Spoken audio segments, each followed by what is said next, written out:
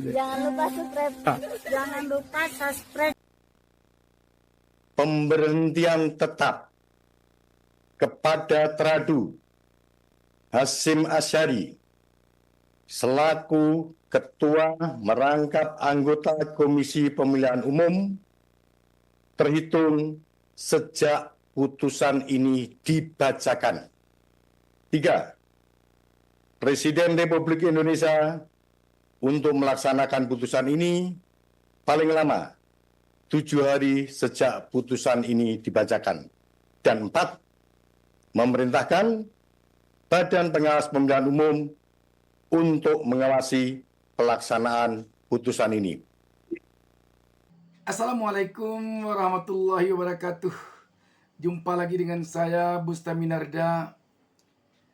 Sahabat BN, sebagaimana telah kita ketahui bersama bahwa Dewan Kehormatan Penyelenggara Pemilu DKPP telah memutuskan memberhentikan Ketua KPU RI Hasyim Asyari atas pembuktian oleh DKPP terhadap tindakan asusila yang dilakukannya dengan seorang wanita anggota Panitia Pemilihan Luar Negeri PPLN pada Pilpres 2004 baru lalu.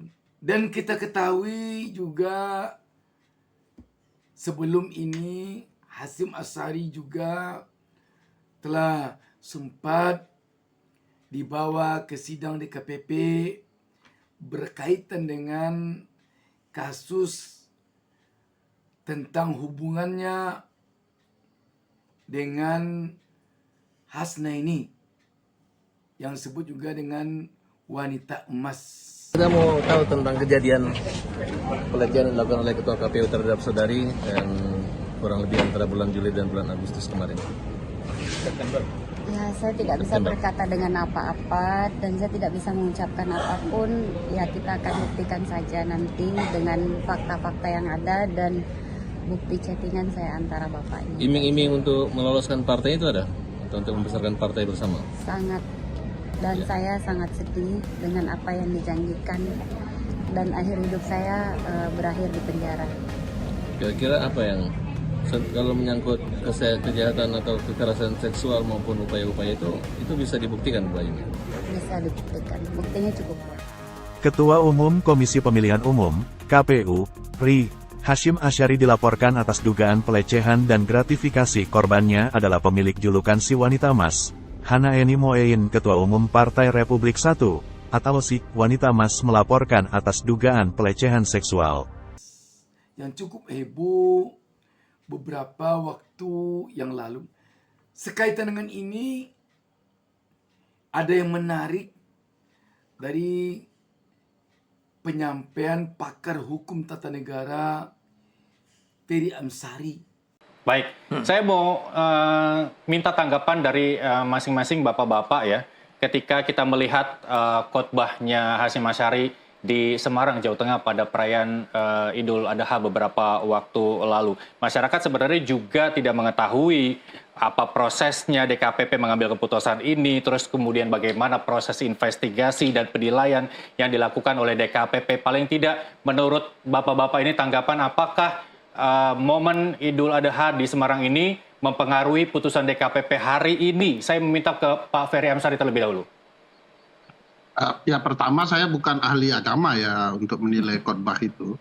Tetapi yang saya mau garis bawahi dari peristiwa yang disampaikan oleh Bang Tutu tadi, bahwa untuk perkara Hasnaini ya, wanita emas itu ada 3 aspek yang sangat luar biasa. Sehingga sebenarnya DKPP seharusnya sudah memberhentikan dia jauh hari ya, tidak menunggu khotbah ibadah haji dulu begitu ya.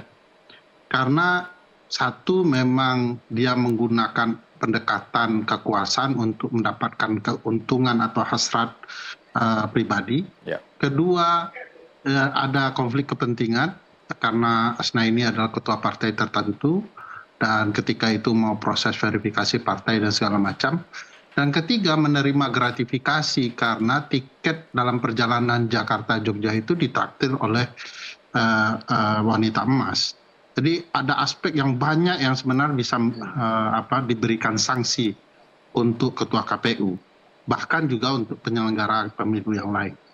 Bagi saya memang bisa dikatakan putusan DKPP itu telat, banyak hal yang patut dipertanyakan, meskipun kita harus apresiasi putusan hari ini. Tentu ini putusannya juga tidak mudah kalau kemudian kepentingan politik selalu ingin punya kepentingan melindungi jajaran pimpinan KPU. Itu bagi saya jawaban yang paling mudah menggambarkan kenapa dulu tidak dihukum berat, sekarang dihukum berat, karena kepentingan politik sudah meninggalkan hasil. Waktu kepentingan politik menginginkan orang yang mampu melakukan berbagai motif curang untuk dipertahankan, maka apapun kesalahan dia dibiarkan, gitu ya, dilindungi. Nah, hari ini kepentingan politiknya selesai, dan selesailah sejarah Hasyim Asy'ari memimpin KPU. Dan bagi saya, sekali lagi ini bukan sesuatu yang mengejutkan dalam siklus kerumitan demokrasi kepemiluan kita. Ini hanya peristiwa berulang, walaupun dulu kecil-kecil, dan sekarang dilakukan dengan tanpa malu-malu. Ya, bagi saya ini adalah sesuatu yang wajib kita perbaiki ke depan. Jadi tidak hanya sekedar sistemnya, tapi pastikan sistem itu dijalani dengan orang-orang terbaik. Dan kali ini jangan anggap ini bukan pembelajaran yang memalukan, tidak hanya bagi Pak Hasyim Asy'ari, tapi bagi seluruh rakyat Indonesia, bagi bangsa ini. Ini pelajaran memalukan bagaimana kita bisa menempatkan figur orang tertentu di dalam sebuah mekanisme yang mestinya tidak dipertanyakan orang-orangnya. Kredibilitasnya harus benar, integritasnya harus benar, akhlaknya harus baik, dan segala macamnya. Dan hari ini kita hanya mengulang peristiwa-peristiwa, dan hari ini adalah bagian dari kecelakaan sejarah yang berikutnya yang kita lakukan di demokrasi kali ini. Baik. Sahabat BN, satu hal yang perlu kita garis bawahi dari penyampaian Ferry Amsari ini tentang adanya kesan terlihat bahwa sekarang setelah Hasyim Asy'ari tidak diperlukan lagi, maka dia dilepaskan dan habislah kisah Hasyim Asy'ari di KPU. Selesailah riwayatnya di KPU dan berakhirlah karirnya di KPU. Apa sesungguhnya kepentingan dulu-dulunya? Sehingga walaupun begitu heboh tentang hubungannya dengan Hasnaini atau wanita emas, tetapi dia tidak diberhentikan. Apa sesungguhnya yang diperlukan dari Hasyim Asy'ari? Dan kapan dia diperlukan? Ini tampaknya yang terselip dari apa yang disampaikan oleh Ferry Amsari. Kelihatannya Ferry Amsari melihat ketika berlangsung penyelenggaraan Pilpres atau pemilu legislatif baru lalu, sangat penting peranan Hasyim Asy'ari selaku ketua KPU RI untuk mencapai tujuan politik bagi pihak tertentu. Artinya, dengan adanya Hasyim Asy'ari memegang tampuk kekuasaan di KPU pada Pilpres dan pemilu baru lalu itu, ada kelihatannya keinginan pihak tertentu yang bisa dicapai. Artinya, Hasyim Asy'ari bisa menjadi pencapai tujuan kemenangan bagi pihak tertentu dalam Pilpres atau pemilu 2024 lalu, sehingga kendati pun kesalahannya sudah demikian berat, tetapi dia tetap dipertahankan. Karena sekarang Pilpres atau pemilu telah berakhir dan tujuan mungkin telah tercapai, maka Hasyim Asy'ari tidak diperlukan lagi. Sehingga dengan kasus dia bersama seorang perempuan anggota PPLN ini, dia terjungkal, karirnya berakhir. Kalau begini, di samping kita kesal dan prihatin melihat tindakan yang dilakukan oleh Hasyim Asy'ari ini, kita juga kasihan melihat nasibnya.